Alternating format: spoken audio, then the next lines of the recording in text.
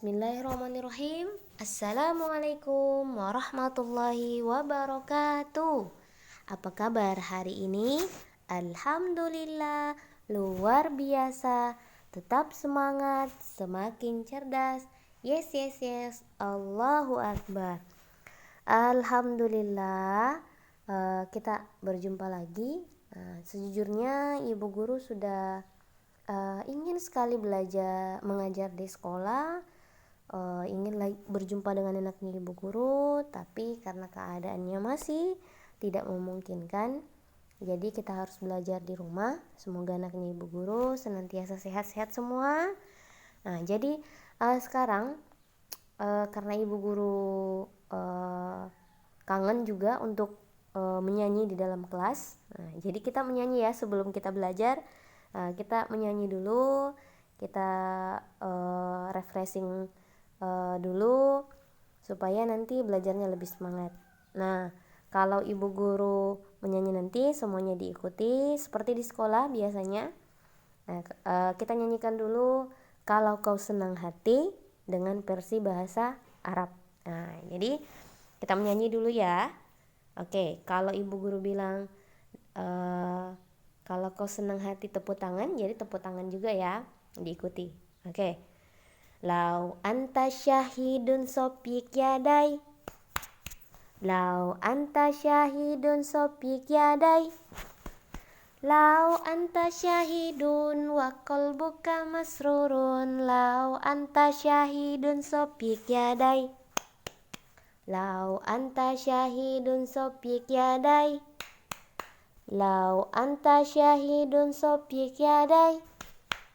Lau anta syahidun wa qalbuka masrurun. Lau anta syahidun sopik yadai. Alhamdulillah. Oke, kali ini kita akan belajar, langsung saja ya, kita belajar pembelajaran 6.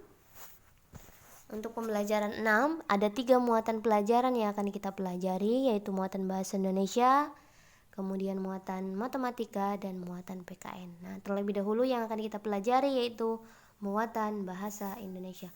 Untuk muatan bahasa Indonesia, kemarin sudah dijelaskan sebelumnya di pembelajaran 5 tentang pembelajaran ini, yaitu membuat sebuah cerita tentang peristiwa siang dan malam. Kalau kemarin itu membuat sebuah cerita berdasarkan gambar. Nah, kalau sekarang membuat cerita boleh juga melihat gambar, terserah. Tetapi dalam membuat sebuah cerita kita terlebih dahulu membuat sebuah kalimat, sama dengan kemarin, membuat kalimat sederhana, kemudian menyusun kalimat tersebut, kemudian kalimat tersebut menjadi sebuah cerita.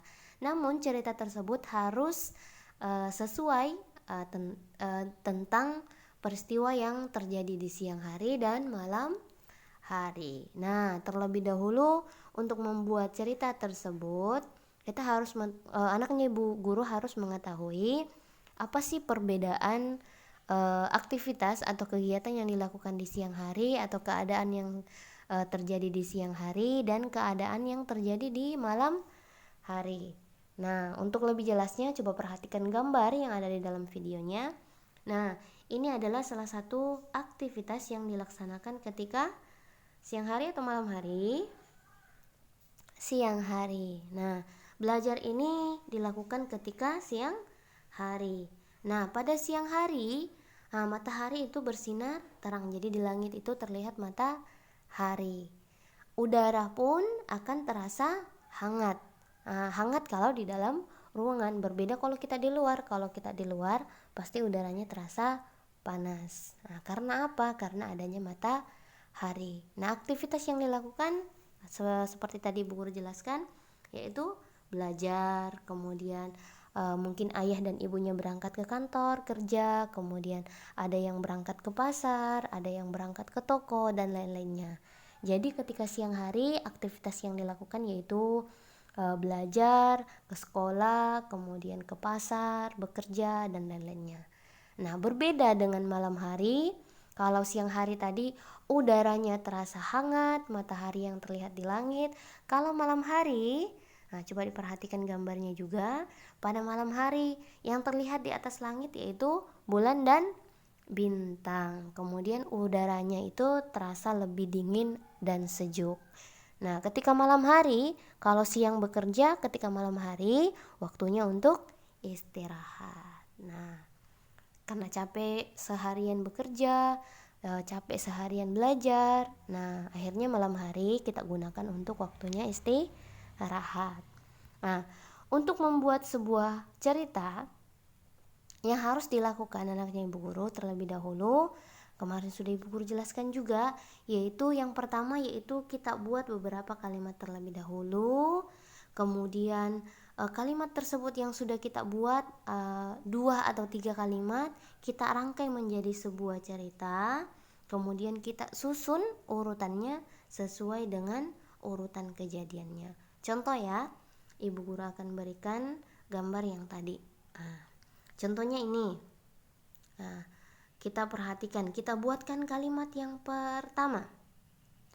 Suasana belajar di dalam kelas sangat menyenangkan. Nah, itu pembelajaran pertama. Suasana belajar dalam kelas sangat menyenangkan. Kalimat kedua, ibu guru sedang mengajar. Nah, ibu guru sedang mengajar. Nah, tadi pertama, suasana belajar di dalam kelas menyenangkan, ibu guru sedang mengajar. Kemudian kalimat yang ketiga, anak-anak memperhatikan dengan seksama. Anak-anak memperhatikan dengan seksama. Nah, jadi ada 3 kalimat yang ibu guru buat. Pertama tadi, suasana belajar di dalam kelas menyenangkan, ibu guru sedang mengajar, anak-anak memperhatikan dengan seksama. Jadi kalau kalimat ini disusun, akan membentuk sebuah cerita. Cerita apa? Cerita yang menggambarkan tentang suasana belajar di dalam kelas. Ibu guru akan buat sebuah cerita. Nah, tadi ibu guru susun suasana belajar di dalam kelas menyenangkan.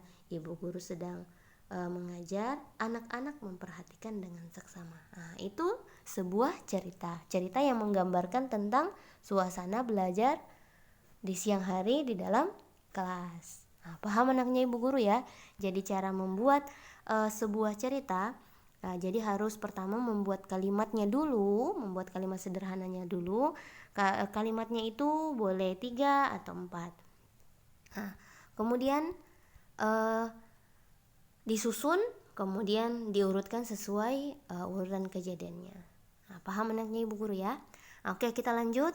Untuk muatan pelajaran matematika, kalau kemarin soalnya ibu guru kasih yaitu membandingkan ukuran sebuah benda dengan menggunakan korek api. Nah, kalau sekarang yaitu menggunakan satuan tidak baku juga, namun dari anggota tubuh yaitu jengkal. Nah, menggunakan jari yaitu jengkal. Namun untuk membandingkan panjang benda kita harus menggunakan satuan yang sama. Jadi kalau kita mau bandingkan misalkan panjang pintu dengan panjang lemari, kita menggunakan alat pengukur yang harus sama panjang. Misalkan pintu kita ukur menggunakan pensil, jadi lemari juga harus digunakan dengan pensil yang sama, ukurannya sama, tidak boleh ukuran yang berbeda. Contoh, di bawah ini ada gambar Mei dan gambar Dedi. Mereka sama-sama mengukur benda yang sama, mengukur meja kelas, tapi menggunakan jengkal, tapi jengkalnya berbeda. Kenapa jengkalnya berbeda? Nah, coba diperhatikan, kalau Mei itu mengukur menggunakan jengkalnya, jumlahnya itu 8 jengkal, tapi mejanya sama. Nah, kemudian sedangkan Dedi mengukur meja menggunakan jengkal juga, tetapi lebar jengkal Dedi berbeda dengan lebar jengkal Mei. Jadi tidak boleh membandingkan sebuah benda dengan menggunakan alat ukur dengan panjang yang berbeda. Jadi kita menggunakan alat ukur dengan panjang yang sama. Kenapa? Karena nanti akan ukurannya akan berbeda. Jadi sulit untuk membandingkan. Jangan misalkan ibu guru akan memberikan tugas membandingkan panjang botol air minum dengan gelas dengan menggunakan korek api dan korek api dan pensil. Jelas berbeda karena panjang korek api, misalkan botol menggunakan korek api sedangkan gelas menggunakan pensil, pasti panjangnya berbeda. Kenapa? Karena menggunakan alat ukur yang berbeda. Jadi kalau untuk membandingkan sebuah benda, jadi kita harus menggunakan alat ukur yang sama. Nah, jangan seperti Dedi dan Mei menggunakan alat ukur yang sama namun panjangnya berbeda. Jadi nanti tidak bisa dibandingkan. Paham ya anaknya ibu guru ya? Nah, untuk selanjutnya untuk mengukur, nah kalau ini mengukur benda gunting dengan garpu. Nah, di sini mungkin kesalahan dalam membuat gambar.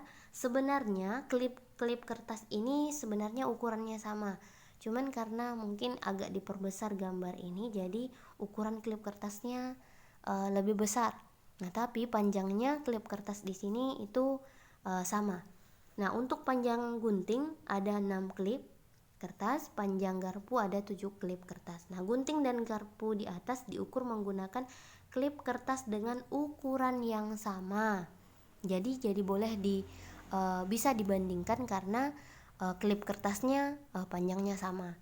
Kemudian kita bandingkan gunting 6 klip sedangkan garpu 7 klip. Jadi gunting ini lebih apa daripada garpu?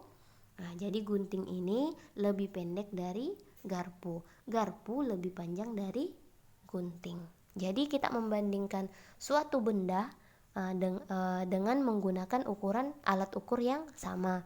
Tidak boleh menggunakan alat ukur yang berbeda.